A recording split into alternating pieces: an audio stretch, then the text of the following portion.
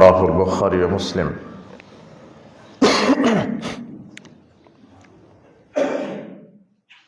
প্রশংসা আল্লাহ সুবহানাহু ওয়া তাআলার জন্য,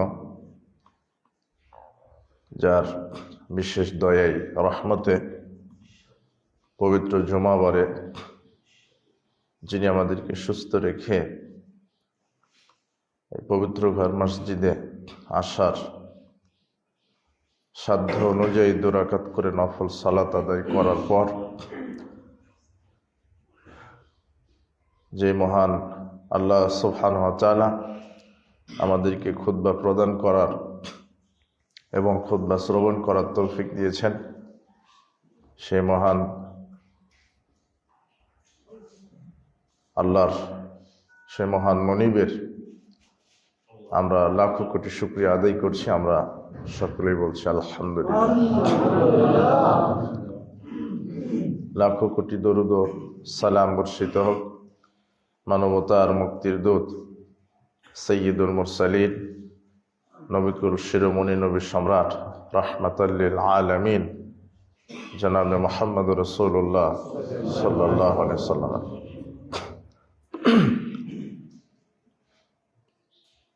আমরা আজকে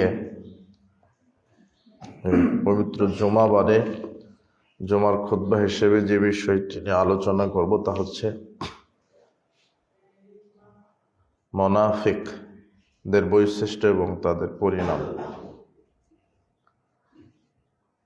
মুনাফিকি সম্পর্কে আমরা আলোচনা করার চেষ্টা করব ইনশাআল্লাহ। ইসলামের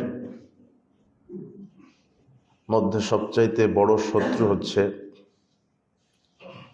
যারা মুনাফিক, যারা মুসলমানদের সাথে মুনাফিকি করে, ইসলামের সাথে, আল্লাহর সাথে এবং রসুলের সাথে। কোরআন মাজিদে আল্লাহ বলেছেন যে তারা আল্লাহকে ধোঁকা দিতে চায়, রসুলকে ধোঁকা দিতে চায়, তার ইসলামের বিরুদ্ধাচরণ করে, অথচ মুখে ইসলামের কথা বলে কিন্তু অন্তরে তাদের তা থাকে না। ইয়াকুলুনা বিআফওয়াহিহিম মা লাইসা ফি কুলুবিহিম। আল্লাহ বলছেন যে তারা মুখে যেটা বলে তাদের অন্তরে সেটা থাকে না। আর হচ্ছে মুনাফিক, দ্বিমুখী চরিত্রের যারা ভূমিকা রাখে। আর আজকে প্রায় সব জায়গাতে মুনাফিকিতে ভরে গেছে। দেখতে মনে হচ্ছে খুব সুন্দর মুসল্লি, খুব সুন্দর মুসলিম পরিবারের, কিন্তু তার অন্তরটা যে এত খারাপ, এত ইসলাম বিদ্বেষী, এত আল্লাহ বিদ্বেষী, পরকাল বিদ্বেষী। ইসলাম ভালো লাগে না, ইসলামী আদর্শ শরিয়া ভালো লাগে না। সালাত আদায় করছে, বছরে উমরা করতে যায়, হজও করে, দান সাদগাও করছে, সব ঠিক আছে, কিন্তু ইসলাম পূর্ণাঙ্গভাবে মানতে রাজি নয়। যারা ইসলামকে পূর্ণাঙ্গভাবে মানতে রাজি নয় এরা হলো মুনাফিক। এরা কি? মুনাফিক। আর এই মুনাফিকের সংখ্যা বর্তমানে বেশি। ব্যাঙের ছাতার মতো মুনাফিক আছে বাংলাদেশে, সব জায়গাতে। এদের সুরুত সারুত দেখে আপনি বুঝতে পারবেন না, মনে করবেন যে খুব ভালো, কিন্তু অন্তরটা নিফাকে ভরা। মুনাফিকি প্রত্যেকটি জিনিসই 2 ভাগে বিভক্ত, ছোট এবং বড়। শিরক যেমন ছোট আছে বড় আছে, কুফর ছোট আছে বড় আছে, তাগুত ছোট আছে বড় আছে, ঠিক নিফাকও ছোট এবং বড়। আর মানুষের ঈমানকে নষ্ট করার জন্য শয়তান 4টি কর্মসূচির মাধ্যমে মানুষের ঈমানকে নষ্ট করে শয়তান। আর মানুষের ঈমানকে নষ্ট করতে পারলেই শয়তান মহা খুশি। অন্যান্য পাপের কারণে শাস্তি হবে কিছু, কিন্তু আল্লাহর বিশেষ দয়াতে ঈমান থাকার কারণে অনেক মানুষকে আল্লাহ নিজে, অনুপরিমাণ ঈমান থাকার কারণেও আল্লাহ তাকে জাহান্নাম থেকে মুক্ত করে জান্নাতে দিবেন। কিন্তু শয়তান চাচ্ছে যে মানুষ যেন চিরস্থায়ী জাহান্নামী হয়। আর চিরস্থায়ী জাহান্নামী হবে যাদের ইমানকে শয়তান নষ্ট করতে পারবে। এই জন্য শয়তান এখানে আঘাত দেয় বেশি, যে ইমানকে কিভাবে নষ্ট করা যায়। আর মানুষের ইমানকে নষ্ট করার জন্যই শয়তান 4 দফা কর্মসূচি হাতে নিয়েছে। কয় দফা কর্মসূচি? 4 দফা। এই 4 দফার মাধ্যমেই মানুষের ইমানকে নষ্ট করছে ইবলিস। তার প্রথম হচ্ছে শিরক। প্রথমটা কি? শিরক। শিরকের মাধ্যমে মানুষের ইমানকে নষ্ট করে। শিরক 2 প্রকার, একটা ছোট শিরক আর শিরকুল আসগর আর শিরকুল আকবার। একটা হচ্ছে ছোট শিরক আর একটা হচ্ছে বড় শিরক। ছোট শিরক করলে ইমান নষ্ট হয় না, কিন্তু আমল সব বাতিল হয়। আপনার জীবনের যত আমল, আজকে যদি একটা ছোট শিরক করেন, আমল সব বাতিল। ওয়ালাউ আশরাকু লাহাবিতা আনহুম মা কানু ইয়ামালুন। আল্লাহ বলছেন, যদি তারা শিরক করে তাদের জীবনের সব আমল নিষ্ফল হয়ে যাবে, বাতিল হয়ে যাবে। ছোট শিরক কি? ছোট শিরক, ছোট শিরক হচ্ছে লোক দেখানো আমল। মাহমুদ বিন লাবিদ রাদিয়াল্লাহু আনহু তিনি বলছেন, রাসূল সাল্লাল্লাহু আলাইহি ওয়াসাল্লাম বললেন, ইন্না খাওয়াফু মা খাফা আলাইকুম শিরকুল আসগর। হে আমার সাহাবীগণ, আমি তোমাদের উপরে সবচেয়ে, হে আমার উম্মত, তোমাদের উপর আমি সবচেয়ে যেটা বেশি ভয় করি সেটা হলো ছোট শিরক। সাহাবীগণ বলছেন, ওয়া মা শিরকুল আসগর, আপনি যে বললেন ছোট শিরক, তো সেই ছোট শিরকটা কি? তিনি বললেন, আর রিয়া, লোক দেখানো আমল, লোক দেখানো ইবাদত। আপনি দান করছেন মানুষকে দেখাবার জন্য। আপনি উমরা করে আসছেন, হজ করে আসছেন, যে মানুষ আমাকে বলবে, বাহ লোকটা তো হাজি আলহাজ। মানে এটা যদি নিয়ত থাকে যে মানুষকে দেখাবার জন্য আপনি ইবাদত করছেন। আপনি সালাতে দাঁড়িয়েছেন, নিয়ত যদি থাকে যে না মানুষ দেখুক, জানুক যে আমি বড় মুসল্লি। আবু সাঈদ খুদরি রাদিয়াল্লাহু আনহু বলছেন যে ইত্তালা রাসূলুল্লাহ সাল্লাল্লাহু আলাইহি ওয়াসাল্লাম আলাইনা, রাসূল সাল্লাল্লাহু আলাইহি ওয়াসাল্লাম একদা আমাদের কাছে আসলেন। ওয়া নাহনু নাতাযাক্কারু মাসিহুদ দাজ্জাল, আমরা ওই সময় দাজ্জাল সম্পর্কে আলোচনা করছিলাম। তো তিনি এসে বলছেন, মা তাজকুরুনা, তোমরা কি সম্পর্কে আলোচনা করছো? তখন সাহাবীরা বলছেন, নাজকুরু মাসিহুদ দাজ্জাল, আমরা দাজ্জালের ফিতনা সম্পর্কে আলোচনা করছি।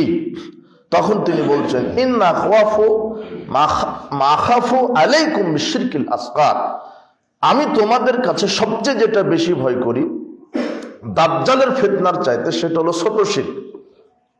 তখন তারা বলছেন, কি ছোট শিরক?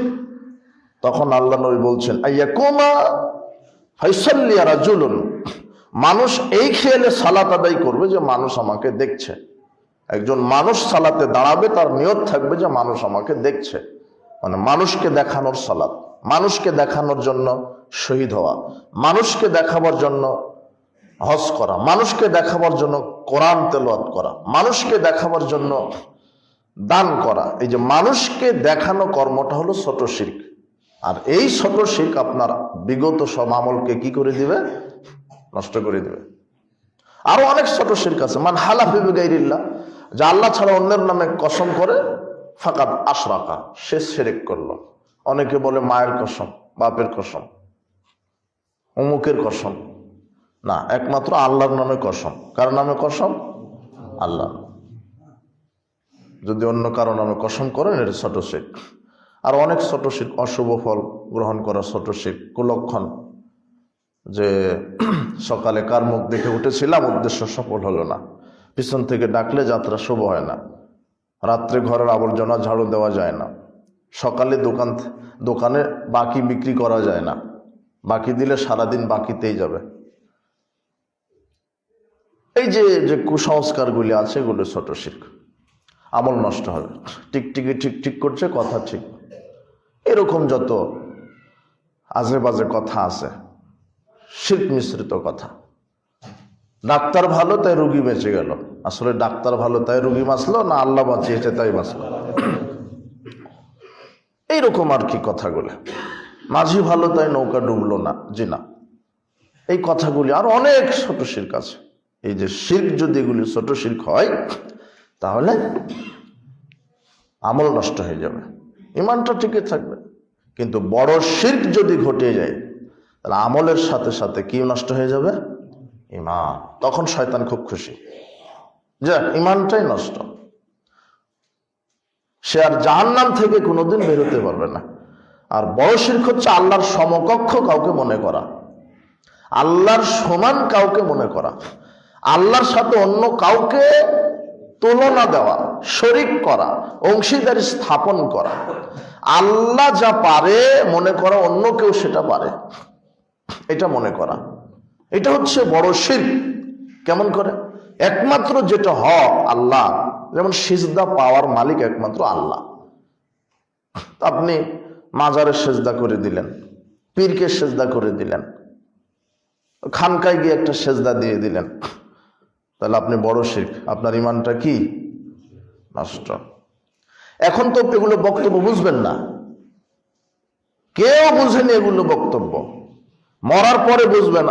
আহা ইয়ালাইতানি, হায় আফসোস, তখন এইভাবে কপালে হাত কামড়াবে, এই তো শুনেছি, এগুলো তো মানিনি। এই আয়াতগুলি কি করবেন বলেন তো? আল্লাহ বলছেন ওয়ামা ইউমিনু আকসারুহুম বিল্লাহ ইল্লা ওয়া হুম মুশরিকুন। অধিকাংশ মুমিন মুশরিক, আল্লাহকে বিশ্বাস করে আবার আল্লাহর সাথে শরীকও করে। যে মাজারে সেজদা দেয় সেও বলছে যে আমার রব আল্লাহ, তিনি রিজিক দেন, তিনি হায়াত, তিনি মউত দেন। তারপরে বরকতের লোভে, পাপ ক্ষমা নেওয়ার লোভে, সুপারিশের লোভে বলছে যে পীরকে সেজদা করলে পীর সুপারিশ করবে। এই আকীদার লোক আছে না, তাহলে হলো মুশরিক। ও আল্লাহকেও বিশ্বাস করে, পীরকেও বিশ্বাস করে, যে পীরের ক্ষমতাকেও সে মানে। আল্লাহ নিজে বলছেন কোরআনে ইউসুফের 106 আয়াত, অধিকাংশ মুমিন মুশরিক, অধিকাংশ মুমিন এরা আল্লাহকেও বিশ্বাস করে, আবার বিশ্বাস করে যে না মাজারে 2টা টাকা দান করলে গাড়ি অ্যাক্সিডেন্ট হবে না, মাজারে 2টা টাকা দান করলে বালা মুসিবত দূর হয়, পীরের আস্তানায় 2টা টাকা দান করলে পীর কবরে জীবিত আছে আমার কল্যাণ অকল্যাণ করতে পারে। এই আকীদার যারা পোষণ করে তারা হচ্ছে মুশরিক, ইসলাম থেকে খারিজ হয়ে গেছে। এটা হলো বড় শিরক। পীর কবরে জীবিত আছে, পীর ওলিয়া উলিয়া মারা যান না, মরেন না, আকাবিররা মরেন না, তারা মাজারে থেকে মানুষের কল্যাণ অকল্যাণ করে। পীরের সুপারিশ ছাড়া জান্নাত হবে না। পীরের দরগায় 2 টাকা 5 টাকা 1000 5000 1 লক্ষ টাকা দান করলে বালা মুসিবত দূর হয়। এই যে আকীদাগুলি শিরক, এটা হলো বড় শিরক। পীরের আস্তানায় গিয়ে মানত করলে, গরু খাসি মোরগ নজর নেওয়াজ দিলে হলো বড় শিরক। কুরবানি একমাত্র কার নামে? মানত কার নামে?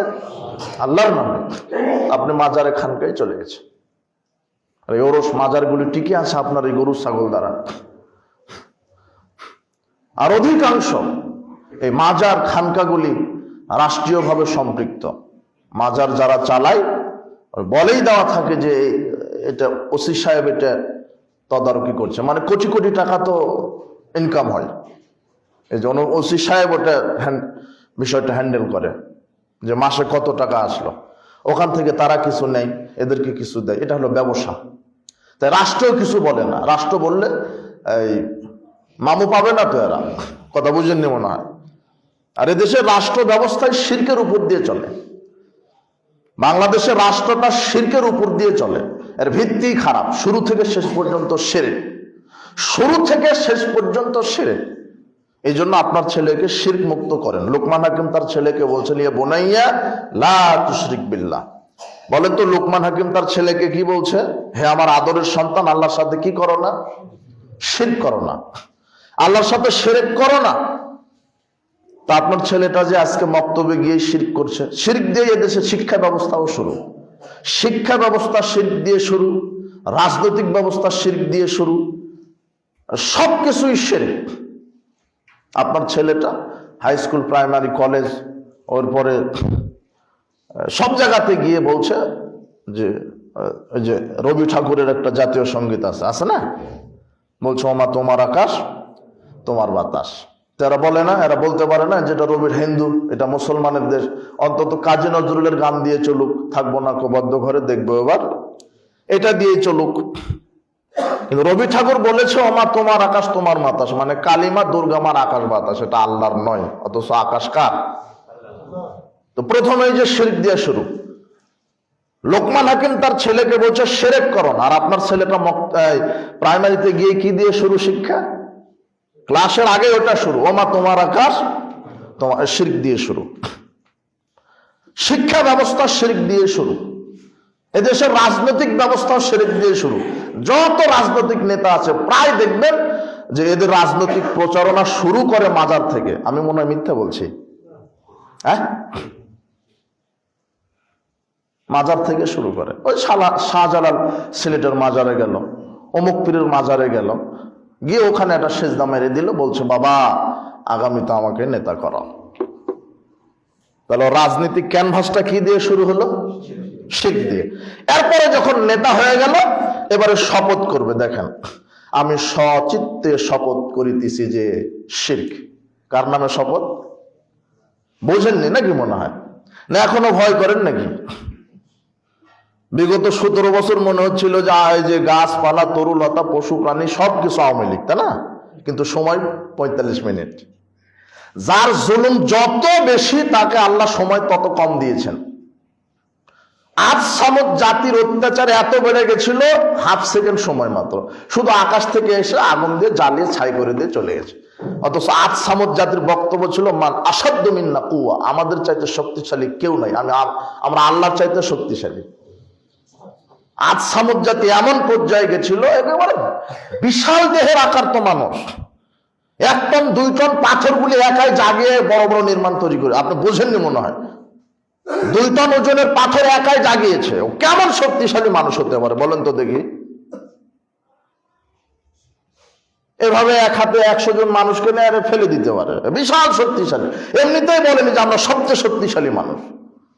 আপনার এখন ওই যে কি লাগে, এই যে ফ্লাইওভার গুলি তৈরি করছে না, মেশিন লাগছে, তোর মেশিন লাগেনি, ওদের হাতি মেশিন, এইভাবে পাথর দিয়ে মিনার তৈরি করে।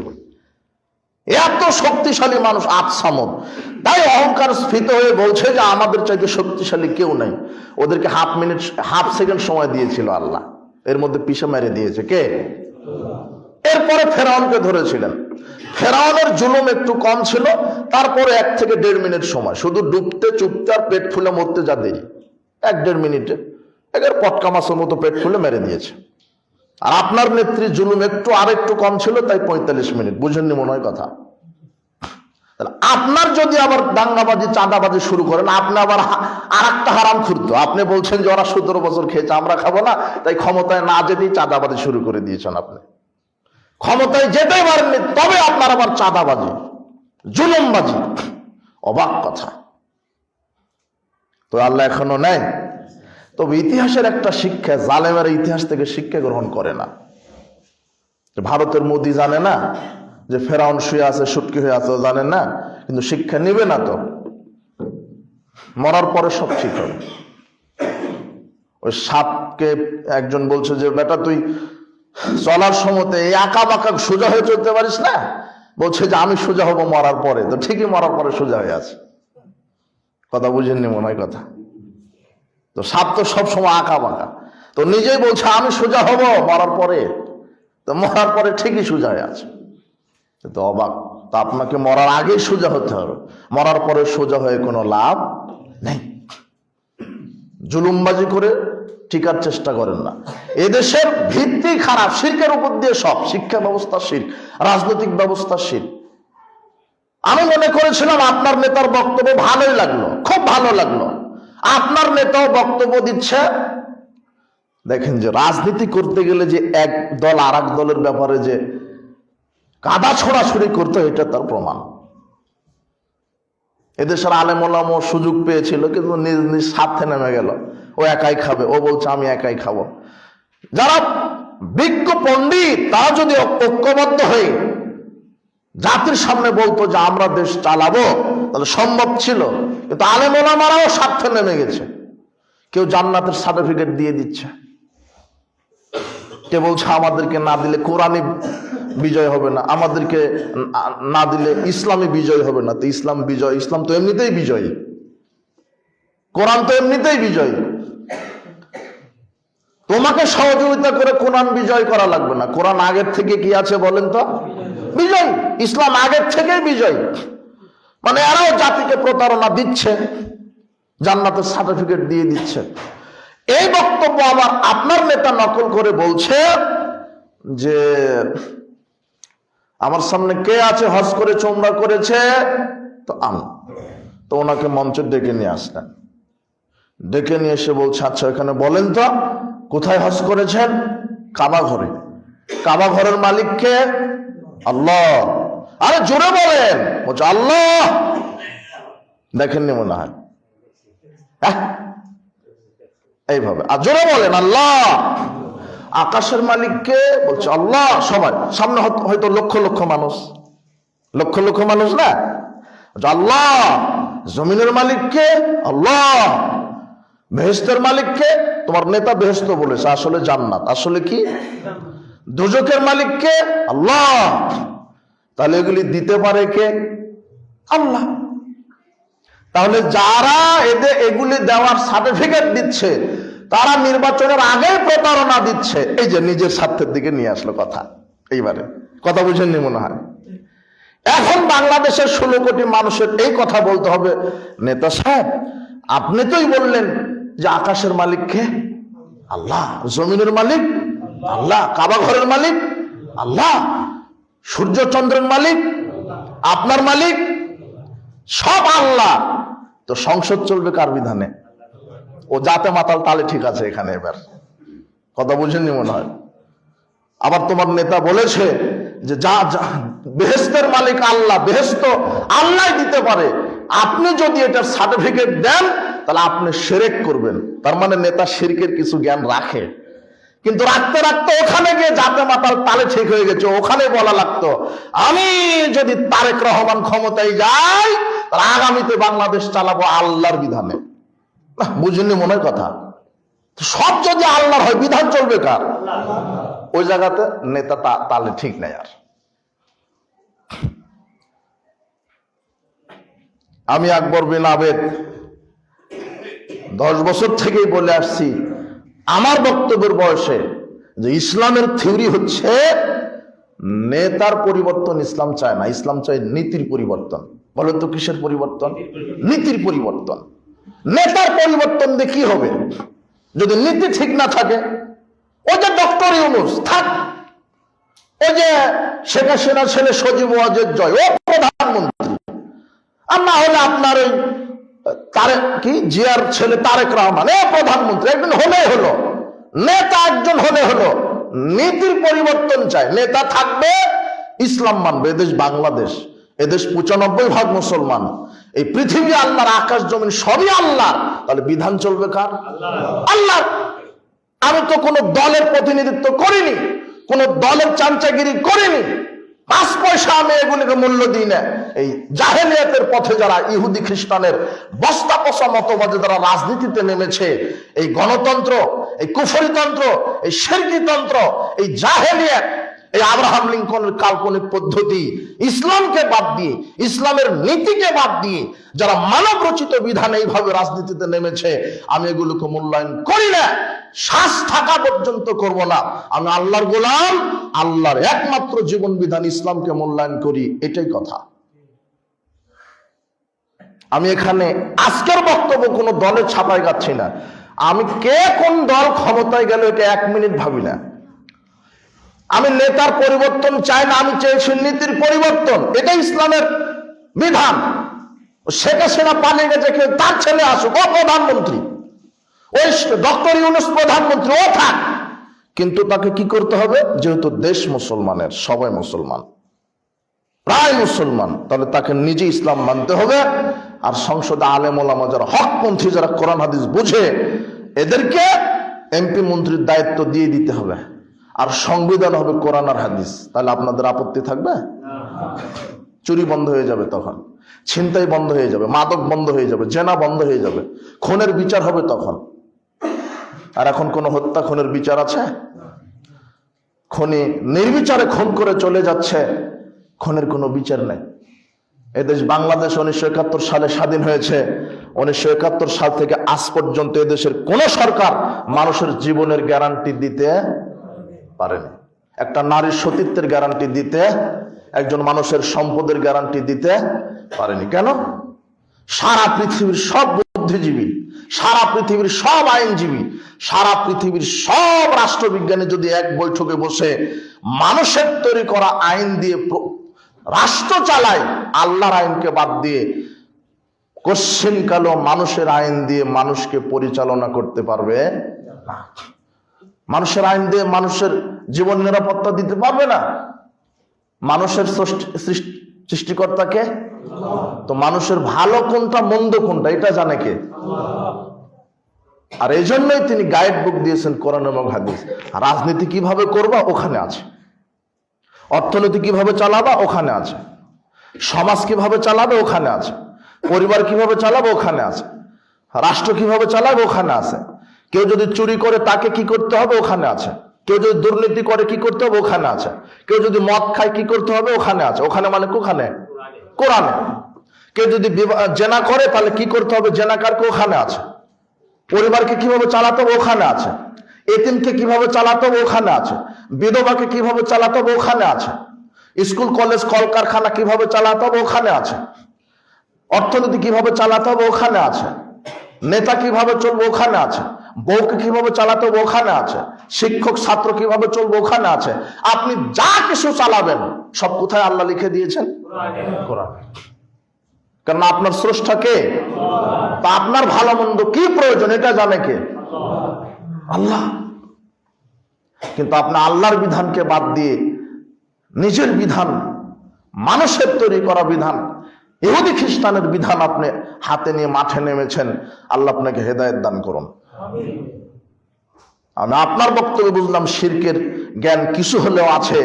আল্লাহর বিধানকে উপেক্ষা করে মানুষের বিধান দিয়ে রাষ্ট্র চালানো, এটাও যে শিরক, বুঝেননি মনে হয় কথা?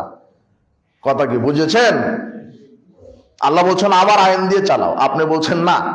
আর যদি মনে করেন যে আল্লাহর আইনের চেয়ে মানুষের আইন উত্তম, তাহলে আপনি ইসলাম থেকে কি হয়ে গেলেন? খারিজ, বের হয়ে গেছেন। এদেশের ভিত্তি খারাপ। আমি আবারও বলছি, আমি নেতার পরিবর্তন চাই না। আমি কিসের পরিবর্তন চেয়েছি? আমি দলের পরিবর্তন চাই না। যে পারে সে থাক, দেশ চালাক, সমস্যা নেই। কিন্তু আপনি নিজে মুসলিম, আপনার জনগণ মুসলিম, চলতে হবে কার বিধানে?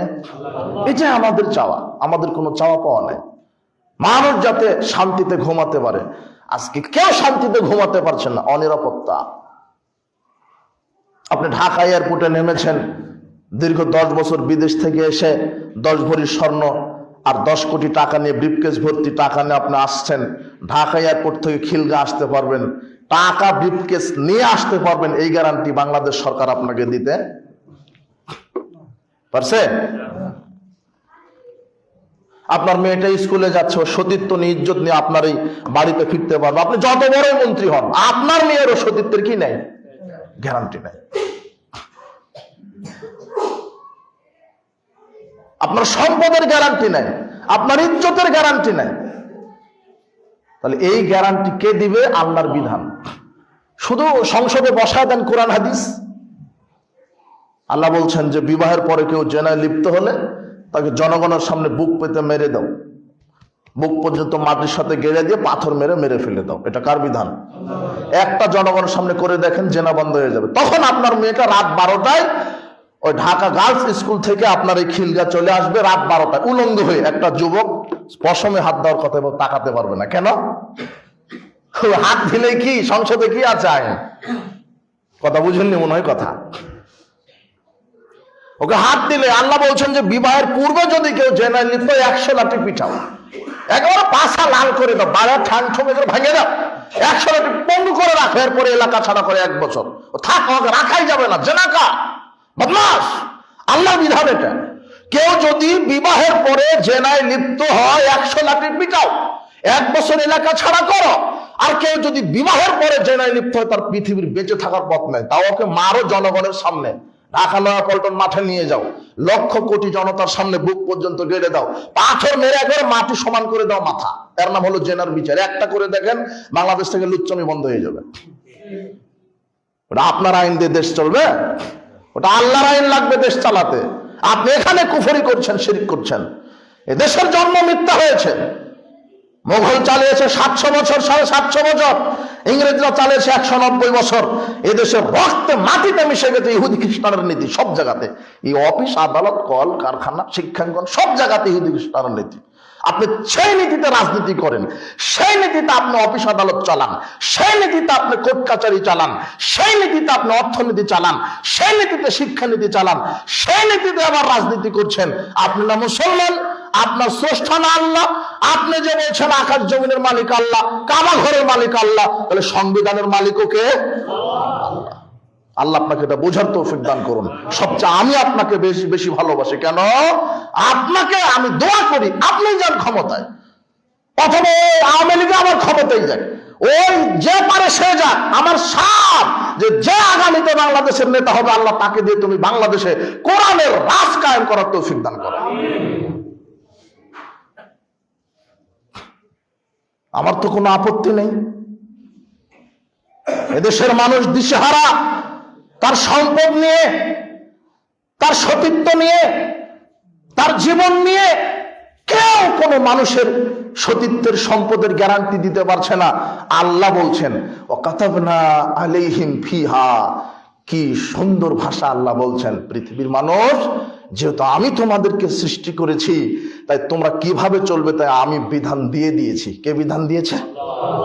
অথচ আল্লাহর বিধানকে উপেক্ষা করে আপনি নিজের বিধান দ্বারা দেশ চালান, আপনি বড় মুশরিক। আল্লাহ আপনাকে হেদায়েত দান করুন। আল্লাহ বলছেন আমি বিধান দিয়ে দিয়েছি, আমি এই বক্তব্য এখানে দিয়েছি। আল্লাহ বলছেন যে আমি তোমাদের জন্য বিধান দিয়েছি, মানুষের জীবনের গ্যারান্টি দিব, তাই আমি আল্লাহ বিধান দিয়েছি। কি? আন্নান নাফসা বিন নাফস, হত্যার বদলে হত্যা। ও হত্যা করে দিয়েছে, ওকে হত্যা করে দাও। হাদিকে যে মেরেছে তাকে সরকার কি করে দিবে? মেরে দিবে। আবু সাইদকে যে মেরেছে তাকে কি করে দিবে? নাহলে সরকার বলছে 2 কোটি টাকা দিয়ে দাও। এটা বিচার হলো? কথা বুঝেননি মনে হয়। আল্লাহ বলছেন হত্যার বদলে কি? হত্যা। ও হত্যা করেছে, তাকে হত্যা করো। এই বিধান কায়েম করে দেন, হত্যা বন্ধ হয়ে যাবে। কেন? ওকে মারলে আমার আর বেঁচে থাকার কি নাই? অধিকার নাই। এটা হলো স্থায়ী সমাধান। কথা বুঝেননি মনে হয়। এটা হলো স্থায়ী সমাধান। একটা মানুষের জীবনের মূল্য আল্লাহর কাছে এত বেশি। দিনে দুপুরে পাথর মেরে মাথা ফাটিয়ে মেরে দিলেন আপনি, শুধু নিজের চেয়ারটাকে দখল করার জন্য। দিনে দুপুরে আপনি নিজের দাবিদারি ধরে রাখার জন্য একটা ছেলেকে গুলি করে দিলেন, নিজের দাবিদারি ধরে রাখার জন্য একটা মেয়েকে ধর্ষণ করে দিলেন, নিজের দাবিদারি ধরে রাখার জন্য আপনি বাসে আগুন লাগিয়ে দিলেন। হলো? আল্লাহর নিকটে একটা জীবনের মূল্য কত? আল্লাহ বলছেন সারা পৃথিবীবাসী, আকাশবাসী যদি একজন মানুষকে হত্যা করে, একজন মানুষকে হত্যা করার কারণে আমি সবাইকে একেবারে নগদ জাহান্নামে ঢুকিয়ে দিব। আল্লাহর কাছে একটা প্রাণীর কত মূল্য, একটা প্রাণের কত মূল্য, আর আপনি মেরে দিলেন। এজন্য আল্লাহ বলছেন হত্যার বদলে হত্যা। ওলাইনা বিলাইনে, চোখে মেরেছে তার চোখে মারো। অলুজনা বিলুজনে, কানে মেরেছে তার কানে মারো। এটা হলো বিচার, এটা হলো কেসাস। এটা কি? কেসাস। ওয়াসিন্না বিসিন্না, ওর দাঁতে মেরেছে ওর দাঁতেও মেরে দাও। ওয়াল জুরহা কেসাস, ওকে জখম করেছে ওকেও জখম করো। এটা কার বিধান? এটা সংসদে কায়েম হোক। তাহলে দেখেন মারামারি, দাঙ্গাবাজ, হাঙ্গাবাজ সব বন্ধ হয়ে যাবে। এই যে চাঁদাবাজ আছে না, আল্লাহ বলছেন এদেরকে ধরো, আজীবন জেলখানায় দিয়ে দাও। এটা কার বিধান? চাঁদাবাজ বন্ধ হয়ে যাবে। এই যে চোর আছে না, চোর, পিয়ন 400 কোটি টাকার মালিক, বলতেও লজ্জা লাগেনি। তাহলে এমপির অবস্থা কি? পিয়নই যদি 400 কোটি টাকার মালিক হয়, আপনাদের সবচেয়ে বড় সরকারি কর্মকর্তা, আপনার মৃত্যু পর্যন্ত চাকরি করলে আপনি 100 কোটি টাকায় বেতন পাবেন? বুঝেননি মনে হয় কথা? অবাক করা কথা হলো। 400 কোটি টাকার মালিক হয় কি করে? বলতেও লজ্জা লাগে না, শরম লাগে না? টাকা ওর বাবার নাকি? ওখানে ভ্যান চালকের টাকা ছিল। বেটা তুমি মরো। 1 টাকা দুর্নীতি করলে পরিণাম জাহান্নাম। আল্লাহর নবীকে বলছেন, আল্লাহর নবী আপনি তো নেতা মানুষ, এই লোকটা হলো খাদেম, না হচ্ছে মেদাম। আমরা দিলাম, আপনাকে ভালোবাসি, আপনার গাড়ি পরিষ্কার করবে, জুতা পরিষ্কার করবে, ওজুর পানি দিবে, গোসলের পানি দিবে, আপনাকে দিলাম, এটা হাদিয়া। এই ব্যক্তিকে আমরা আমাদের কওমের পক্ষ থেকে দিলাম, আপনার সেবা করবে। এই আসলে সামন আয়রন। তো মেদাম রাসূলের ওই উঠের পিঠের হাওদা ঠিক করছিলেন। চেয়ারে যে উঠের পিঠে বসা হাওদা, বসার একটা আসন ন্যাকড়া দিয়ে পরিষ্কার করছিলেন। রাসূল ওখানে বসবেন, হঠাৎ করে একটা তীর লেগে গেল, মেদামের শরীর লেগে পরপর্দা বের হয়ে গেল। মেদাম মারা গেলেন। তখন জনগণ বলছে শ্রেষ্ঠ নবী তা আমি আল্লাহ জানা। কোথায় চলেছে? জান্নাতে। তখন মুহাম্মদ সাল্লাল্লাহু আলাইহি ওয়াসাল্লামের কানে যখন এই কথা আসলো, মুহাম্মদ সাল্লাল্লাহু আলাইহি ওয়াসাল্লামের কানে যখন এই কথা আসলো, কি কথা? যে বাহ, আমার খাদেমকে জান্নাতে মেরে দিল, জান্নাতের সার্টিফিকেট দিয়ে দিল। আল্লাহ নবী বলছেন, কাল্লা, এই শোনো, কখনো নয়। ওয়াল্লাযী নাফসি বিয়াদিহি, আল্লাহর কসম, ইন্না আখাযাহা ইয়াওমা খায়বারা মিনাল মাগানিম লাম তুসবিহুল মাকাসিম। শোনো, আমার এই খাদেমটা খয়বরের যুদ্ধের দিনে রাষ্ট্রীয় সম্পদ থেকে একটা চাদর চুরি করেছিল। কয়টা চাদর? কি সম্পদ থেকে? রাষ্ট্রীয় সম্পদ থেকে। রাষ্ট্রীয় সম্পদ কর বাপের না জনগণের? জনগণের। জন সম্পদ থেকে একটা চাদর চুরি করেছে। তাই তো আল্লাহ তাকে জাহান্নামে ঝলসিয়ে দিচ্ছে আগুনে, চাদর সহ তাকে জাহান্নামের আগুনে ঝলসিয়ে দিচ্ছে। ফালামা সামিয়া যালিকান নাস, এই কথা শোনার সাথে সাথে অনেক জনগণের মধ্যে থেকে একটা লোক এসে বলছেন, আল্লাহ নবী, যা রাসূলুল্লাহ সাল্লাল্লাহু আলাইহি ওয়াসাল্লাম, সেরা কোন সেরা কায়েন। একজন ব্যক্তি একটা ফিতা, সুতা, দড়ি, এগুলো বুঝেন তো ভাষা? দড়ি, সুতা, একটা সুতা, 1.5 হাতের সুতা রাসূলের কাছে এসে বলছে, আল্লাহ নবী, এটা হলো রাষ্ট্রীয় সম্পদ, তো রাষ্ট্রীয় সম্পদ থেকে আমি একটা সুতা চুরি করেছি, আমার কি হবে? তো তোমার কি হবে? এটা পরে তিনি বলছেন, শিরাকুম মিন্নার ওয়া শিরাকানে মিন্নার। কেউ যদি রাষ্ট্রীয় সম্পদ থেকে একটা সুতা অথবা 2টা সুতা চুরি করে, তবুও তার থাকার জায়গা জাহান্নাম। তাহলে তোমার নেতার জায়গা কোথায়? একটা সুতা চুরি করলে যদি জাহান্নামে যাওয়া লাগে, এই জন্য আল্লাহ আগেই বলে দিয়েছে যে চোর এবং চুন্নি, সারিক সারিকাতু ফাকতাউ আইদিয়াহুমা, চোর এবং চুন্নির হাত কেটে দাও। কি কেটে দাও? এটা হলো সংসদে আইন থাকবে। জনাব, আপনার আইন দিয়ে চোরকে বন্ধ করতে পারবেন না। ঢাকা এয়ারপোর্টে স্বর্ণ নিয়ে নামলে পুলিশ আপনার স্বর্ণ চুরি করে নিয়ে চলে যাবে। কথা বুঝলেন? কথা আল্লাহর আইন লাগবে। আল্লাহ বলছেন, চুরি করলে তার কি কেটে দাও? হাত কেটে দাও। আপনার এই মসজিদে আমি একটা হাদিস ইবারত করেছিলাম, একজন সম্ভ্রান্ত পরিবারের মেয়ে চুরি করে হয়েছে, তখন মুহাম্মদ সাল্লাল্লাহু আলাইহি ওয়াসাল্লামের কাছে নিয়ে যাওয়া হলো, হাত কাটা হবে। এখন কি কাটা হবে? সম্ভ্রান্ত পরিবার মানে মনে করেন বাংলার সবচেয়ে ধনিক শ্রেণীর পরিবারের একটা মেয়ে চুরি করেছে, এখন রাষ্ট্রের কাছে গেছে, হাত কাটা হবে। তখন রাষ্ট্রের এমপি মন্ত্রীরা সুপারিশ করছে যে এটা তো সম্ভ্রান্ত পরিবারের মেয়ে, হাজার লক্ষ বিলিয়ন মিলিয়ন ট্রিলিয়ন কোটি টাকার মেয়ে, কাজে এর হাত কাটা যাবে না। তখন মুহাম্মদ সাল্লাল্লাহু আলাইহি ওয়াসাল্লাম বলছেন, ওসামা, বলো কি সম্ভ্রান্ত কাকে বলে, ক্ষমতাশালী নারী কাকে বলে? আজকে আমি মদিনার প্রেসিডেন্ট, আমি মুহাম্মদ সাল্লাল্লাহু আলাইহি ওয়াসাল্লামের ফাতেমার হাত কেটে দিতাম, এর নাম ইসলামী বিচার। আল্লাহ বলছেন, চোর এবং চুন্নিকে কি কেটে দাও? হাত কেটে দাও। ওই আইনটা পাস করেন, দেখেন চোর থাকবে না। তো থাকলেও চোরের কি থাকবে, আর হাত থাকলে কি থাকবে না? বুঝলেন কথা? যদি হাত থাকে তাহলে কি থাকবে না? চোর থাকবে না। আর চোর থাকলে তার কি থাকবে না? হাত থাকবে না। এটা কার বিধান? 10 কোটি টাকা রিপ্লেস করে একাই নিয়ে আসবেন, তো শুধু ফেল করে দেখবে, কিন্তু তার কোনো ক্ষমতা নাই। এটা হলো আল্লাহর বিধান। চুরি করলে হাত কাটো। এবারে ছিনতাই ভয় করছেন, ডাকাতের ভয়, আল্লাহ আর একটা বিধান দিয়ে দিয়েছেন। ছিনতাইকারী আর ডাকাতের বিধান দিয়ে দিয়েছেন কি? আল্লাহ বলছেন, যদি মালিকের কাছ থেকে সম্পদ ছিনিয়ে নেয় কোনো ডাকাত ছিনতাইকারী, তাহলে ডাকাতকে সরকার আজীবন জেলখানায় বন্দী করবে অথবা দেশ থেকে তাড়িয়ে দিবে। আর যদি সম্পদ ছিনিয়ে নেওয়ার সময় মালিকের শরীরে টাচ করে, তাহলে আল্লাহ বলছেন ডাকাত এবং ছিনতাইকারীর হাত পা উলঙ্গ উল্টা করে কেটে দাও। ডান হাত কাটো, বাম পা কাটো, বাম হাত কাটো, ডান পা কাটো, এটা উল্টো ভাবে কেটে দিতে হবে। ছিনতাইকারী আর কার? ডাকাতের। যদি মালিকের সম্পদ নিতে গিয়ে মালিকের গায়ে কি করে, মানে মালিক দিচ্ছে না, জোরাজুরি করছে, তখন ডাকাতটা ছুরি দিয়ে একটা হয়তো বা ঘোতা দিল, ড্যাগারের একটা ঘোতা দিল, লাঠি দিয়ে একটা ঘোতা দিল, মানে আঘাত করে সম্পদ ছিনিয়ে নিয়েছে যখন, তখন রাষ্ট্র ডাকাতকে ধরে হাত উল্টা করে কি করে দিবে? কেটে দিবে। দেখেন তো, একটু ভাবেন তো, চোখ মুজে যে উল্টা করে হাত কেটে দিল, কি হবে ওকে দিয়ে? বেঁচে থাকার মারার জন্য কি সমান? এটা আল্লাহ আবার বলছেন, আপনি আজকে বাড়িতে গিয়ে পড়বেন 30, 35, 37 মধ্যে এগুলো আয়াত আছে, বিধান আছে। চুরি করলে হাত কাটো, জেনা করলে মেরে দাও, সূরা নূরে পাবেন আল্লাহর বিধান এগুলি। আর এটা ডাকাত ছিনতাইকারীর বিধান। এবার আল্লাহ বলছেন, ডাকাত যদি ছিনতাইকারী যদি মালিক হত্যা করে সম্পদ ছিনে, এবারে কি করেছে?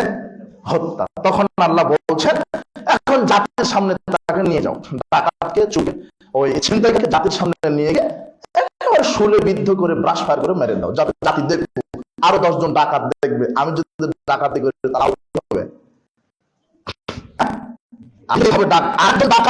দেখবে না, এটা রেডিও টেলিভিশনে ব্রডকাস্ট হয়ে যাবে, জনগণ সচক্ষে দেখবে। এই আইন যদি সংসদে কায়েম হয়, আপনার সম্পদ চুরি হবে, ডাকাতি হবে, ছিনতাই হবে। আপনি কি আইন প্রণয়ন করেছেন? আপনি নাকি মুসলমান, আপনি নাকি তাওহীদ বুঝেন, আপনি বলছেন মাওলানা সাহেব রাজনীতি করবে কেন? আপনি হুজুর মানুষ, একটু অজু গোসল কুলুপ ঢিলা শিখাবেন, আপনি রাজনীতির কথা বলবেন কেন? যে বলছে সে অজু যায় না, যে আমাকে বলছে যে মাওলানা মানুষ, আপনি হুজুর মানুষ, আপনি ঢিলা কুলুপের ফজিলত শিখাবেন, আপনি রাজনীতির কথা বলছেন কেন?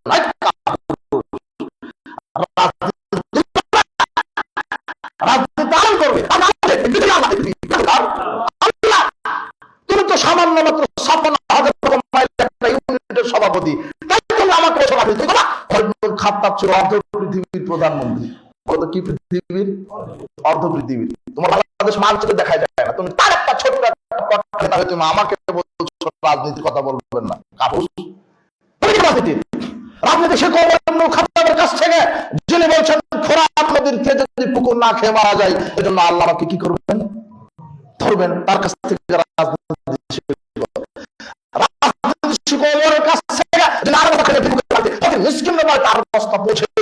আর তুমি সেই তেল আটার বস্তা চুরি করো, তুমি আমার রাজনীতিবিদ মানে?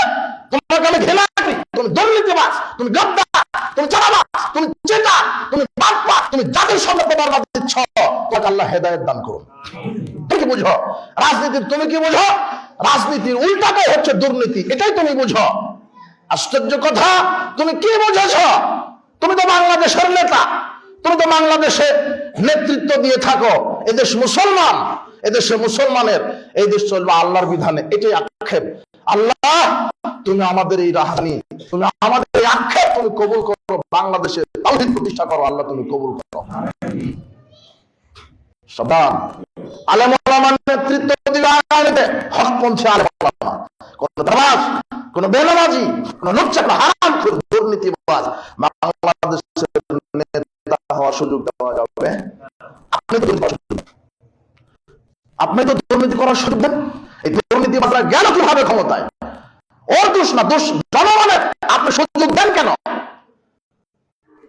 এই মসজিদে খুতবা দিবে কে? তখন আপনি বলছেন ওখানে হলে ভালো হয়, খুব জোর বক্তব্য দিতে পারে, খুব এলাকালাম আছে, মানে এখানে যে কে মানতি করবে তার জন্য আপনি 5 মিনিট ভেবেছেন, ভাবেননি? বুঝেননি কথা? বাইতুল মুকাররমে 5,000 লোক সালাত আদায় করে, কে ইমাম হবে? ইমাম না, ইমাম মানে কি? 5,000 কে ইমাম হবে ভেবেছেন? যে উনি খুব জ্ঞানী মানুষ, হাদিসের উপরে পণ্ডিত, তাকেই দেওয়া ভালো। হাদিসের উপরে পণ্ডিত মানুষ, জ্ঞানী মানুষ, তাকওয়াশীল মানুষ, সাদা মাটা মানুষ, ইলম রাখে, তাকে দেওয়া ভালো। এটা আপনি ভেবে ইন্টারভিউ নিয়ে তাকে ক্ষমতায় বসিয়েছেন, নেতৃত্ব দিয়েছেন। তো কিন্তু আপনি যখন এই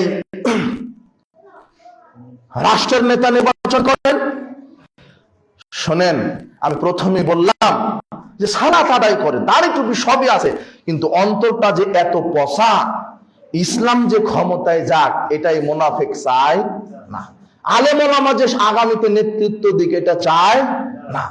আর ইমাম মানে আজান দিবার খাবেন, ইমাম মানে বাবা তুমি মুয়াজ্জিন, একটু আজান দিবার খাবা। ইমাম মানে আপনি সালাত আদায় করাবেন, কমিটি শাসন করবে।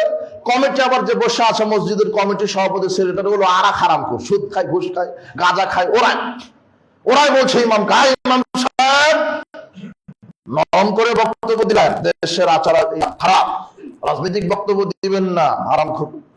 রাজনীতির বক্তব্য কাকে বলে? তুমি আমাকে চালাবে না, আমি তোমাকে চালাবো। আমি যদি ইমাম হই তাহলে আমি নেতা, আমার কথাতে সবাইকে উদ্বোস করতে হবে, এর নাম নেতা। সভাপতি উদ্বোস করবে কার কথাতে? না, বোঝেননি নাকি কথা? কিন্তু আপনার আকীদা, আপনার ভুল ধারণা, ইমাম মানে মসজিদ কমিটির গোলাম, কমিটি যা বলবে তাই, আজান দিবার খাবে। আরে জানাজা করতে পারো না,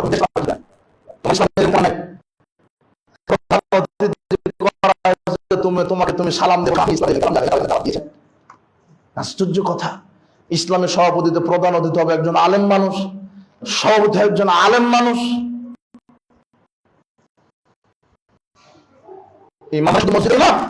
যিনি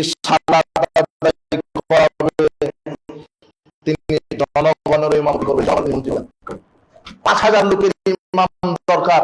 এত ইন্টারভিউ নিলেন আপনি, আছে কিনা, ডিগ্রি কত বড়, কেরাত কত সুন্দর, বউ পর্দায় থাকে কিনা, প্যান্ট টাকনোর উপরে কিনা, কি চমৎকার আপনার সিস্টেম। মাত্র 5,000 লোকের ইমামতি করবেন। আর নির্বাচন যখন আসে বাংলাদেশে, 5 লক্ষ লোকের জন্য একটা এমপি নির্বাচিত হবে। আপনি দেখেছেন মুখে দাঁড়িয়ে আছে কিনা? সত্যি করে বলবেন। 5 লক্ষ লোকের নেতা হবে এই নেতা, দেখেছেন কিনা? ও কয়জন নার সাথে লুচ্চামি করে আপনি দেখেন? ও নামাজ পড়ে কিনা? ওর বেটি বেপর্দা থাকে কিনা? যে যত বড় নেতা তার বেটি তত বড় ল্যাংটা, তার বউটা তত বড় ল্যাংটা। দেখেন না মিডিয়ার সামনে খিলখিল করে হাত কথা বলে, লজ্জা নেই, শরম নেই, মুসলমান বউ বেটিকে রাজনীতি করায়। ইসলামপন্থী নেতারাও চুপ করেছে, সব চিটার বাদ পরে ভরে গেছে, হক কথা বলতে পারে না। ওরা বলছে যে আমরা ক্ষমতায় গেলে ইনসাফ করবো। বেটা, ইনসাফ কি জিনিস? বলতে হবে ক্ষমতায় গেলে শরিয়া আইন প্রতিষ্ঠা করো। তোমার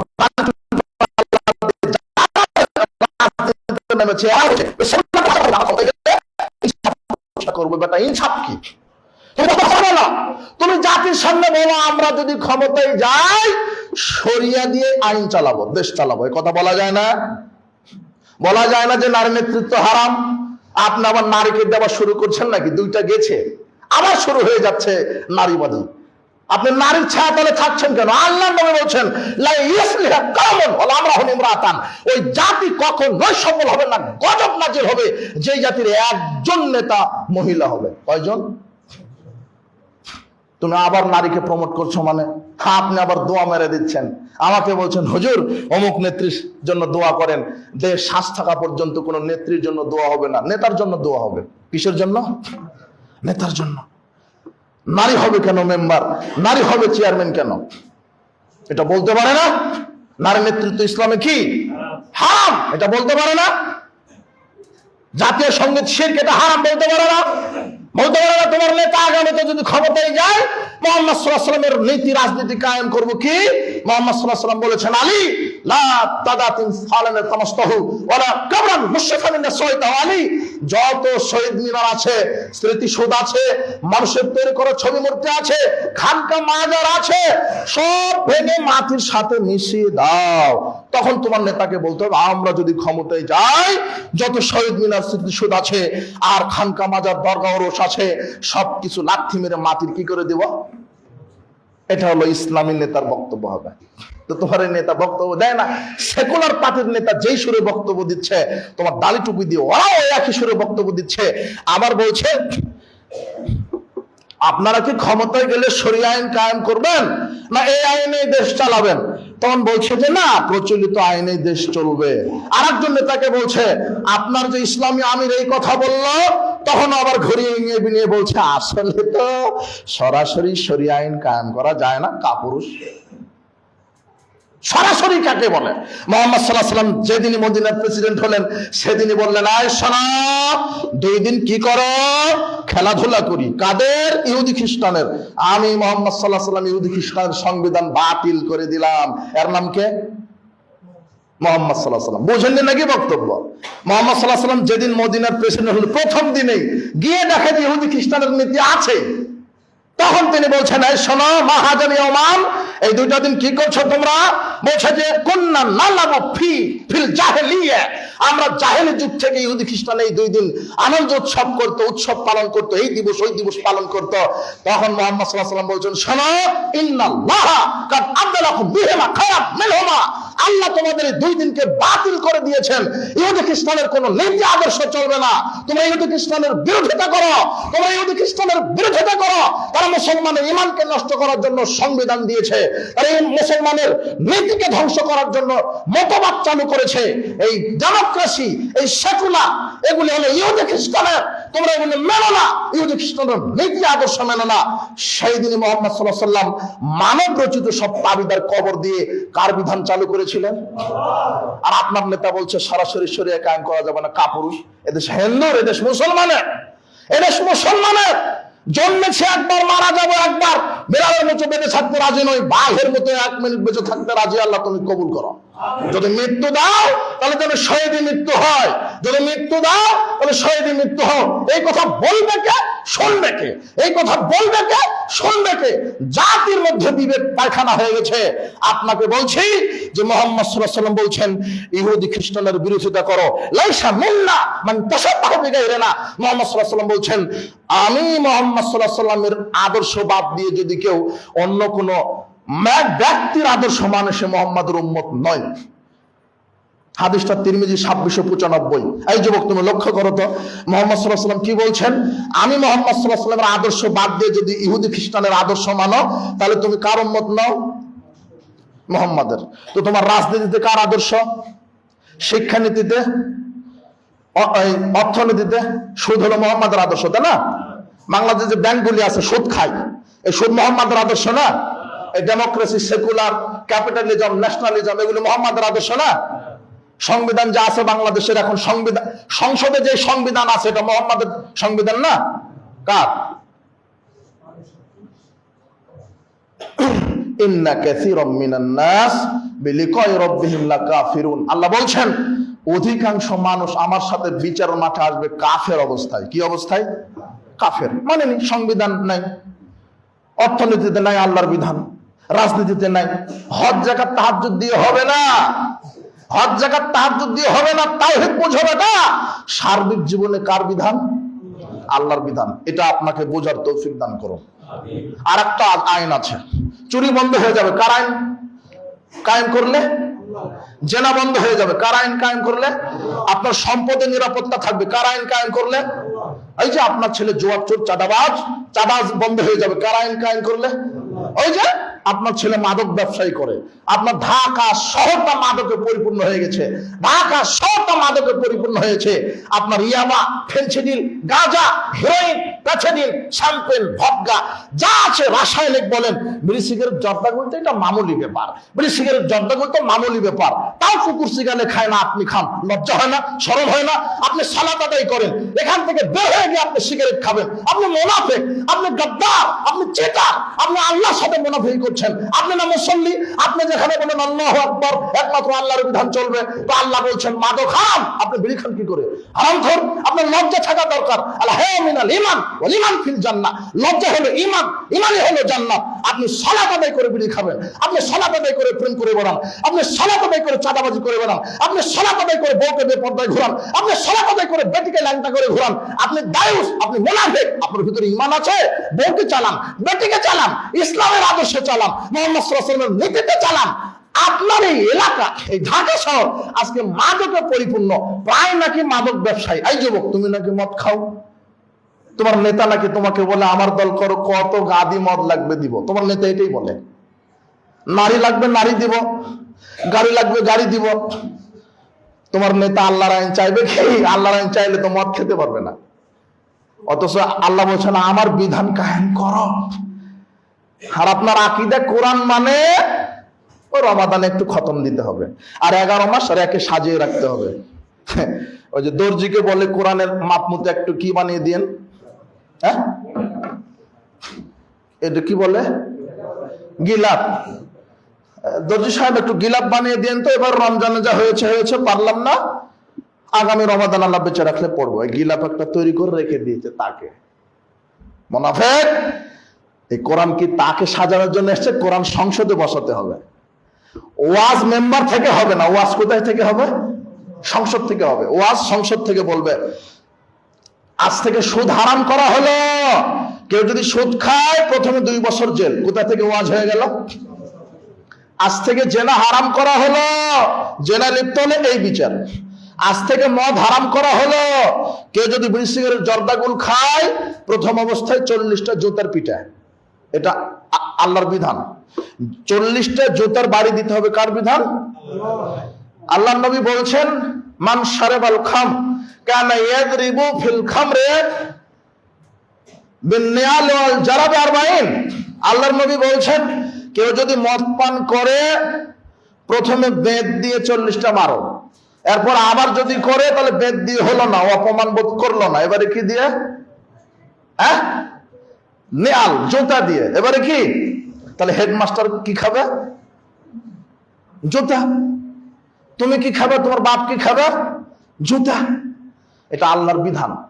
কোরআনটা শুধু সংসদে বসাও, দেখো যে মদ বন্ধ হয়ে গেছে।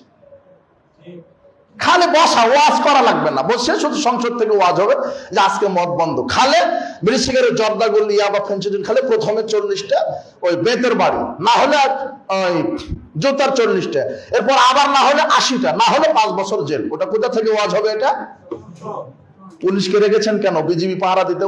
ওরাই মাদক চালান করে, ওরাই। ওদেরকে দিয়ে হবে? সারা পৃথিবীর সব আইনজীবী একত্রিত হলে মদ বন্ধ করতে পারবে না। কার আইন ছাড়া? আল্লাহ। ওটা বসাতে হবে। ওই সংসদ থেকে বলা হবে মদ হারাম। কেউ যদি মদ খায় পিটানি। মদ খান মানে পৃথিবীতে 2টা পাপ আছে। মায়ের সাথে জেনা করা হয়। কবে হাদিস জাতি বুঝবে? সবাই শোনে মানে কে? সবাই জানে মানে কে? মুহাম্মদ সাল্লাল্লাহু আলাইহি ওয়াসাল্লাম বলছেন, 1 টাকা সুদ খেলে 70 বার বেশি মায়ের সাথে জেনা করা হয়। 1 টাকা সুদ খেলে 70 বারের বেশি মায়ের সাথে জেনা করা হয়। সবাই সুদের সাথে জড়িত। ব্যবসায়িক, রিক্সা চালক, ভ্যান চালক, মুদির দোকানদার, মোটরসাইকেলের শোরুম। বলছে আকবর বিন আবদ সাহেব, এই যে মোটরসাইকেলের শোরুম 50 কোটি টাকা ইনভেস্ট করা আছে। আমি বললাম, ভাই টাকা কোথায় পেলেন? তো সোনালী ব্যাংক থেকে নিয়েছি। কোথা থেকে নিয়েছে? ওর ব্যবসা প্রতিষ্ঠানই হারাম। ব্যাংকই ওকে কি ইসলামের টাকা দিয়েছে না সুদের? সুদের। আকবর সাহেব, যে মুদির দোকান দিলাম 50 লাখ টাকা ইনভেস্ট করা আছে, টাকা কোথায়? ব্যাংক থেকে নিয়েছি। মুদির দোকান কি? আমি যে রিক্সা চড়ে যাচ্ছি, রিক্সা চালককে বলছি, ভাই কোথায় বাসা? ঢাকাতে কতদিন থেকে আছেন? তো 5 বছর। রিক্সা কিভাবে কিনেছেন? ব্যাংক থেকে লোন নিয়ে। রিক্সাটা কি? আপনি পান খাবেন, পানের দোকানদারকে বলবেন, ভাই পানের দোকান কত বছর? 10 বছর। দোকান কি দিয়ে করেছিলেন? ব্যাংক থেকে লোন নিয়ে। দোকান কি? প্রায় হারামখোর। টর্চ লাইটে দেখবেন যে হালালখোর পাওয়াই কঠিন। প্রায় সুদের সাথে জড়িত। 1 টাকা সুদ সমান কতবার বেশি জানা? 70। কার সাথে? মামাতো বোনের সাথে নয়। কার সাথে? মায়ের সাথে। আপনার ঈমান থাকা উচিত, লজ্জা থাকা উচিত। আল খামরুল ফাওয়াহিশ। এরপরই যুবক তোমাকে বলছে, তোমার বাপকে বলছে, তোমার জাতিকে বলছি, মুহাম্মদ সাল্লাল্লাহু আলাইহি ওয়াসাল্লাম বলছেন, মদ পান করা অশ্লীল কাজের মূল। মদ পান করা অশ্লীল কাজের মূল। আকবারুল কাবায়ের, বড় পাপ। মান শারাবাহা, যে ব্যক্তি মাদক মুখে দিল, ওয়া কালা উম্মু খালাতু আম্মাতিহি, সে তার মা খালা ফুফুর সাথে জিনা করলো। সুদের পাপের চাইতে বিড়ি সিগারেট জর্দাগুল ইয়াবা খাওয়ার পাপ বেশি জেনার দিক থেকে। 1 টাকা সুদ খেলে শুধু মায়ের সাথে জেনা করা হয়, আর মাদক মুখে দিলে 3টা নারী আছে। বলো তো কয়টা নারী? 3টা নারী। এই জাতি বুঝবে কিভাবে? বিড়ি সিগারেট জর্দাগুল ইয়াবা হারাম, তার ব্যবসাও হারাম। প্রত্যেকটা মুদির দোকানে আছে, প্রায় হারাম খো। আল্লাহ আমাদেরকে হালাল পবিত্র রুজি ভক্ষণ করার তৌফিক দান করুন। এই জাতিকে আল্লাহর তাওহীদ বুঝার তৌফিক দান করুন। আল্লাহর বিধান যদি কায়েম হয়, আমি আবারও বলছি, আমি নেতার বিরোধী নই, নেতার পরিবর্তন নয়। বলেন তো, স্লোগান দেন তো, কিসের পরিবর্তন? নীতির পরিবর্তন। আমি আপনাকে ভালোবাসি, আপনি তো মানুষ, আপনার ভুল হতে পারে, কিন্তু আপনি এটা বুঝছেন না কেন? আপনার স্রষ্টা আল্লাহ, কাজে বিধান চলবে কার? আপনি তো বললেন আকাশের মালিককে, তাহলে আপনি এটা বলছেন না কেন? সবার মালিক যদি আল্লাহ হয়, সংবিধানের মালিক কে? এটাই বুঝলেই কাম হবে। আল্লাহ আপনাকে বোঝার তৌফিক দান করুন। আমরা করলেন কেন? যে যেখানে আছে তারাই দোয়া করেন যে আল্লাহ এমন একটা অভ্রান্ত সত্য নেতা প্রতিষ্ঠা করেন, যার মাধ্যমে বাংলাদেশে আল্লাহর বিধান কায়েম হয়ে যান। আমিন। বারাকাল্লাহ ফিক। বলছিলাম অনেক সময় নিয়ে নিলাম। মুনাফিকের বৈশিষ্ট্য বলতে ওভাবে পারলাম না। জুমার খুতবা সময়ের সাথে লড়তে হয়, অনেক সময় নিয়েছি, ক্ষমার দৃষ্টিতে দেখবেন। তো মুনাফিক আর ওই বড় নিফাকিতে ঈমান নষ্ট হয়ে যায়। শয়তান কয়টা কর্মসূচি হাতে নিয়ে ইমান নষ্ট করছে? চারটা। একটা হলো শিরক, বড় শিরক করলে ইমান কি হয়ে যায়? নষ্ট। 2 নম্বর হলো কুফর। কুফর কি? আল্লাহর আইনকে বাদ দিয়ে মানুষের আইনকে উত্তম মনে করা, এটা কি? কুফর। আল্লাহর আইন যে বলবে যে না আল্লাহর আইন ভালো লাগে না, ঘৃণা করে যারা, আল্লাহর বিধানকে যারা ঘৃণা করে, পর্দাকে ঘৃণা করে, আছে না? দাড়ি নিয়ে টিটকারি করে, আছে? প্যান্ট টাকনুর উপরে পরে টিটকারি করে, আছে না? পর্দাকে নিয়ে ব্যঙ্গ করে, আছে? ডান হাতে পানি খাওয়া নিয়ে ব্যঙ্গ করে, এই মুনাফিকরা নাই? আছে। যারা আল্লাহর বিধানকে ঘৃণা করে, অস্বীকার করে, এরা হলো কি? কাফের, বড় কাফের। এদের ইমান কি হয়ে গেছে? নষ্ট। আর তাগুত কি? তাগুতের ছোট তাগুত, বড় তাগুত আছে। বড় তাগুত হচ্ছে মানুষের আদর্শকে, মুহাম্মদ সাল্লাল্লাহু আলাইহি ওয়াসাল্লামের আদর্শ বাদ দিয়ে অন্য কোন নেতার আদর্শকে উত্তম মনে করা, এটা হলো তাগুত। কার আদর্শ উত্তম? লাকাদ কানা লাকুম ফি রাসূলিল্লাহি উসওয়াতুন হাসানাহ। আল্লাহ বলছেন তোমাদের মধ্যে আদর্শ নিহিত আছে তোমাদের রাসূলের মধ্যে। তোমাদের জন্য আদর্শ নিহিত আছে কার মধ্যে? কিন্তু রাসূলের আদর্শ আছে আমাদের শিক্ষা ব্যবস্থায়, আছে, অর্থনীতি ব্যবস্থায় আছে, রাজনৈতিক ব্যবস্থায় আছে, সাংবিধানিক ব্যবস্থা আছে, সংসদে আছে। রাসূলের আদর্শ আছে? নাই। যারা মনে করবে রাসূলের আদর্শ চাইতে অন্য কোন ব্যক্তির আদর্শ উত্তম, তাহলে সে কি হয়ে গেছে? কাফের। সে কি? কাফের। আর আল্লাহ বলছেন যালিকা বিআন্নাল্লাহ ওয়াল্লাযিনা কাফারু ফাতাসাল লাহুম। যারা কুফরি করেছে তাদের জন্য রয়েছে ধ্বংস। কেন? যালিকা বিআন্নাহুম কানু কারিহু মা আনজালাল্লাহ। যালিকা বিআন্নাহুম কারিহু মা আনজালাল্লাহ। আল্লাহ বলছেন তারা এই জন্য ঈমান তাদের নষ্ট হয়েছে, আমি আল্লাহ যা নাজিল করেছি তাকে তা ঘৃণা করে। কি করে? আল্লাহর কোন বিধানকে যদি আপনি ঘৃণা করেন, চুরি করলে হাত কেটে দাও, এই বিধান অনেকের সহ্য হয় না, হয় না? সহ্য হয় না। এটা একটা আইন হলো, শরিয়া আইন আমরা বিশ্বাস করি না, শরিয়া আইন মানি না। ঠিকই টুপি লাগিয়ে ভেটা বলছে শরিয়া আইন কায়েম করবো। আশ্চর্য ধোঁকাবাজি। দেখবেন কি করে, সহ্য হয় কি করে? যদি আপনি বলেন যে না এগুলি বিধান আমার পছন্দ হয় না, তাহলে আপনার এটা হলো বড় কুফরি। কি? বড় কুফরি। এটাই তাগুত। আর নিফাক, বড় নিফাক হচ্ছে মুখে ইসলামের কথা বলবেন কিন্তু অন্তরে ইসলাম থাকবে না। কাফেররা বিজয় হলে আনন্দিত হয়, আর মুসলমানরা বিজয় হলে কষ্ট পায়। এরকম মুনাফিক আছে না? এরা বলে আসি আপনাদের দলে, আসি, কিন্তু যখন কাজের সময় তখন নাই, কাফেরদের দলে আছে। এরকম মুনাফিক মুসলমান সমাজে বাস করছে। মুসলমানদের উন্নতি সহ্য হয় না, কাফেররা যখন পরাজিত হয় কষ্ট পায়, মুসলমানরা বিজয় হলে তখন কষ্ট পায়। কাফেররা বিজয় হলে আনন্দিত হয়। এরা মুসলমানের বিরুদ্ধাচরণ করে, আর কুফর, মুশরিক এদের দাবিদারি করে। এরা হলো মুনাফিক। আল্লাহ তুমি আমাদের এই নিফাকি থেকে বাঁচার তৌফিক দান করো। ইন্নাল মুনাফিকিনা ফিদ দারকিল আসফালি মিনান নার। মুনাফিকরা কিয়ামতের দিন জাহান্নামের সবচেয়ে তলদেশে থাকবে। সবচেয়ে কোথায় থাকবে? এই যুবকেরা, আজকে মাদক থেকে তুমি তওবা করো, তুমি মুনাফিক হবে। মাদক সেবন করো না, মা খালা ফুফুর সাথে জেনা করছো, তুমি করছো, তোমার জাতি করছে, তোমার জাতিকে এটা বোঝার তৌফিক দান করুন। সুদের সাথে থাকবে না। আজকে সারা সামাজিক ব্যবস্থাটা জাহেলিয়াতের দিকে যাচ্ছে। বিবাহের বৈঠকে গান বাজনা বাজাও কেন? তুমি কি হিন্দু? আমি বুঝতে পারি না তো যে তুমি হিন্দু না মুসলমান, আমার বোঝা যায় না তো। আমি যখন তোমার এই ঢাকার ভিতরে ঢুকি তখন বাদ্যযন্ত্রের আওয়াজ আমি বুঝতে পারি না যে আমি হিন্দুস্থানে আসলাম না মুসলমান দেশে আসলাম। আল্লাহ তোমাকে হেদায়েত দান করুন। তুমি তোমার বোনের বিবাহিত এই ল্যাংটাপনা করবে কেন? মাদক করবে কেন? আল্লাহ তোমাকে হেদায়েত দান করুন। এগুলি জাহেলিয়াত, মাদক জাহেলিয়াত, সুদ ঘুষ জাহেলিয়াত, মাদকতা জাহেলিয়াত, দুর্নীতি জাহেলিয়াত, সুদ ঘুষ জাহেলিয়াত, চাঁদাবাজি জাহেলিয়াত, জুয়া জাহেলিয়াত, গান বাজনা জাহেলিয়াত, জেনা ব্যভিচার জাহেলিয়াত, বেপরদায় চলা জাহেলিয়াত। তোমার বোনকে ঠিক করো, তোমার মাকে ঠিক করো, আপনি আপনার স্ত্রীকে ঠিক করেন। আল্লাহ আমাদেরকে ইসলামী পরিবার গঠনের তৌফিক দান করো। জাহেলিয়াতি জীবন ব্যবস্থা থেকে আল্লাহ তোমাদেরকে হেদায়েত দান করো। বারাকাল্লাহু ফিকুম, জাযাকুমুল্লাহ খায়র।